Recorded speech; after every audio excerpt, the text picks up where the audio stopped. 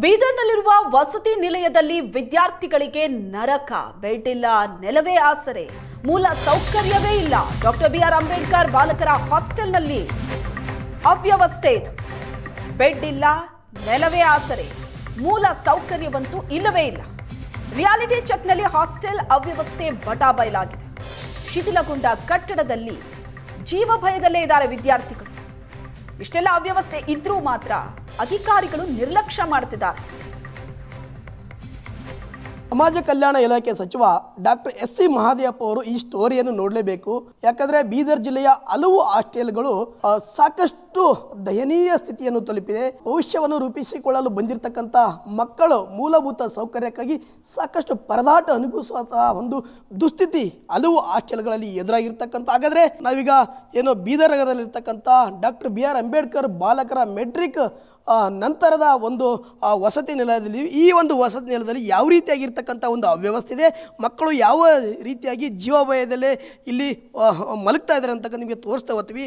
ನಾವೀಗ doctor B R. Ambedkar ವಸತಿ ನಿಲಯದ ಅಲ್ಲಿರ್ತಕ್ಕಂಥದ್ದು. ಈಗ ನಾವೀಗ ಒಂದು ದೃಶ್ಯವನ್ನು ಕೂಡ ನಿಮಗೆ ತೋರಿಸ್ತಾ ಹೋಗ್ತೀವಿ. ಈ ಒಂದು ಇಲ್ಲಿ 3 ಜನ ವಿದ್ಯಾರ್ಥಿಗಳು ಇದೇ ಒಂದು ಕೋಣೆಯಲ್ಲಿರ್ತಕ್ಕಂಥದ್ದು.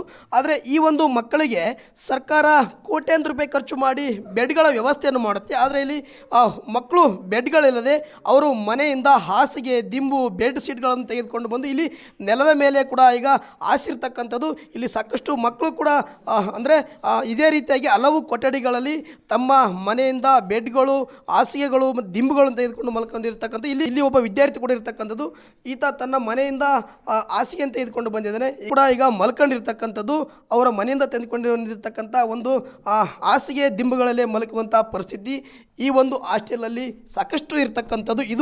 ಇದಲ್ಲದೆ ಈಗ ಸಾಕಷ್ಟು ಜೀವ ಭಯದಲ್ಲೇ ಮಕ್ಕಳು ಈ ಒಂದು ವಸತಿ ನಿಲಯದಲ್ಲಿ ವಾಸ ಮಾಡ್ತಕ್ಕಂಥ ಒಂದು ಪರಿಸ್ಥಿತಿ ಇರ್ತಕ್ಕಂಥದ್ದು. ನಾವು ಇನ್ನೊಂದು ಕೊಠಡಿಯಲ್ಲಿ ಕೂಡ ಹೋಗ್ತಾ ಇದ್ದೀವಿ. ಈ ಕೊಠಡಿಯ ಪರಿಸ್ಥಿತಿ ಹೇಗಿದೆ ಅಂತಕ್ಕಂಥದ್ದು ತೋರಿಸ್ತಾ ಹೋಗ್ತೀವಿ. ನೀವು ದೃಶ್ಯದಲ್ಲಿ ಕೂಡ ಗಮನಿಸ್ತಾ ಇದ್ರಿ. ಅಲ್ಲಿ ಏನು ಈ ಒಂದು ವಸತಿ ನಿಲಯದ ಒಂದು ಕಟ್ಟಡದ ಮೇಲ್ಛಾವಣಿ ಕುಸಿದು ಬಿದ್ದಿರ್ತಕ್ಕಂಥದ್ದು. ಅಲ್ಲಿ ಸಾಕಷ್ಟು ಕೂಡ ಕಾಂಕ್ರೀಟ್ ರಾಡ್ಗಳು ಕೂಡ ಕಾಣ್ತಾ ಇದ್ದಾವೆ. ಇಲ್ಲಷ್ಟೇ ಚಕ್ಕಡಿ ಕೂಡ ಹೊರಗಡೆ ಬಾಯಿ ತೆರೆದು ನಿಂತಿರ್ತಕ್ಕಂಥದ್ದು.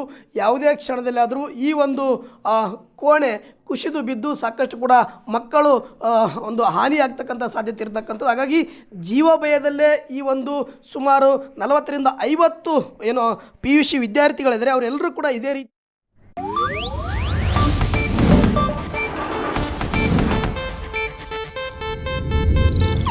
ಇದು ಏಷ್ಯಾನೆಟ್ ನ್ಯೂಸ್ ನೆಟ್ವರ್ಕ್ ಪ್ರಸ್ತುತಿ.